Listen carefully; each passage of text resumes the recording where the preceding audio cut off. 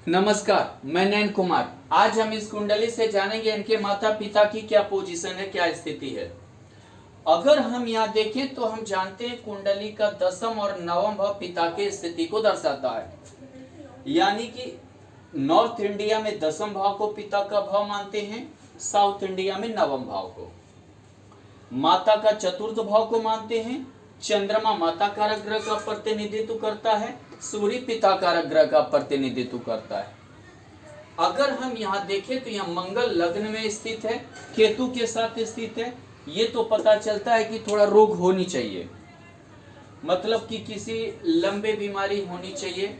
या षष्टिश के साथ सूर्य है, अष्टमीश के साथ सूर्य यहाँ स्थित है, सूर्य के साथ तो जो है पिता का प्रतिनिधित्व करता है, व्यय भाव में है। यानी व्यय यानी हर चीज के व्यय को समझिए, मान सम्मान इज्जत प्रतिष्ठा धन दौलत से लेकर हर चीज का। अब पिता संबंधी जो है सूर्य प्रतिनिधित्व करता है, तो पिता संबंधी भी दिक्कत पैदा करेगा, यानी लंबे रोग के कारण, अष्टम भाव एक्सीडेंशियल प्रॉब्लम के कारण हो सकता है। चतुर्थेश माता का भाव है। चंद्रमा माता कारक ग्रह का प्रतिनिधित्व करता है। अब राहु के साथ चंद्रमा है और राहु की दृष्टि शुक्र पर है, यानी चतुर्थेश पर। तो माता को लंबे समय के लिए कोई बीमारी होनी चाहिए जो जल्दी पता नहीं चलता है, लॉन्ग पीरियड के लिए, लंबे समय के लिए ना जाने वाला बीमारी होनी चाहिए। अब ये चीज अगर देखें तो एक माता का तो पता चलता है कि राहु बीमारी दे रहा है। एक तो शुक्र के नक्षत्र में है, शुक्र पर दृष्टि है, यानी चतुर्थेश पर दृष्टि है, और चंद्रमा माता कारक ग्रह के साथ स्थित है।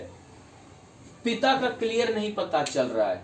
पिता की स्थिति को अगर केतु साथ में है तो गुरु भी साथ में है, तो गुरु अगर साथ में है तो यहाँ पर द्वितीय और एकादश होकर गुरु है। तो बहुत मतलब कि अगर इसे जानने के लिए हमें इनकी चलित कुंडली को भी देखना पड़ेगा। हमें लगता है कि जैसे 15 1 16 डिग्री यानी चलित कुंडली के अनुसार ये सूर्य यहाँ आ जानी चाहिए, और अगर देखें तो बुध को यहाँ जानी चाहिए। तो ऐसे में हो सकता है कि उस टाइम राहु केतु के वजह से पिता की प्रॉब्लम का साफ साफ पता चले। जब हम इनकी चलित कुंडली पे आएंगे तो हम पिता के पोजीशन को ज्यादा अच्छे से डिफाइन कर। चलिए, मैंने बोला था कि इनके चलित कुंडली से हम पिता की स्थिति को जानेंगे और महादशांतर दशा के अनुरूप। अगर यहाँ देखें चलित कुंडली में तो यहाँ दशमांश मंगल पाप कर्तरी में हो गया है, और हालांकि यहाँ भी पाप कर्तरी में था लेकिन गुरु के साथ था, तो गुरु के साथ थोड़ा सा बचाव भी था, लेकिन केतु भी साथ में था। लेकिन यहाँ भी चलित कुंडली में भी पाप कर्तरी में हो गया है, जिसके वजह से जो है एक तो पाप कर्तरी में कोई ग्रह स्थित हो जाता है तो उसका फल हमें निम्न हो जाता है, उसका फल लेकर हमें काफी दिक्कत महसूस होती है। दूसरी बात, अगर हम यहाँ देखें तो यहाँ पर पिता कारक ग्रह सूर्य केतु के साथ स्थित हो गया है, केतु के साथ आ गया है। इसलिए यानी कि केतु के महादशा से स्टार्ट हुआ तो सूर्य केतु के साथ था, पिता को समस्या हुई।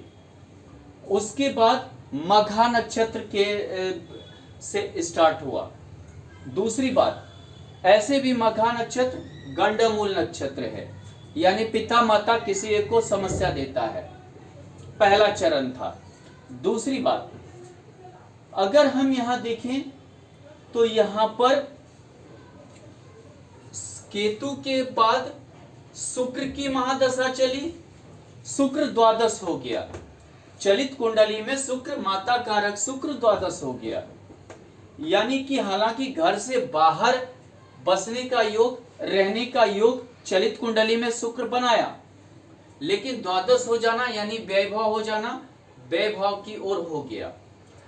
ऐसे में हमेशा मंगल का पाप कर्तरी होना, केतु के महादशा यानी मघा नक्षत्र होना, गंडमूल नक्षत्र होना, जिसके वजह से पिता को स्वास्थ्य संबंधी समस्या आई होगी, और या मतलब कि कोई बड़े परेशानी आई होगी, जिसके वजह से हमें लगता है कि पिता संबंधी दिक्कत जीवन में होनी चाहिए। धन्यवाद।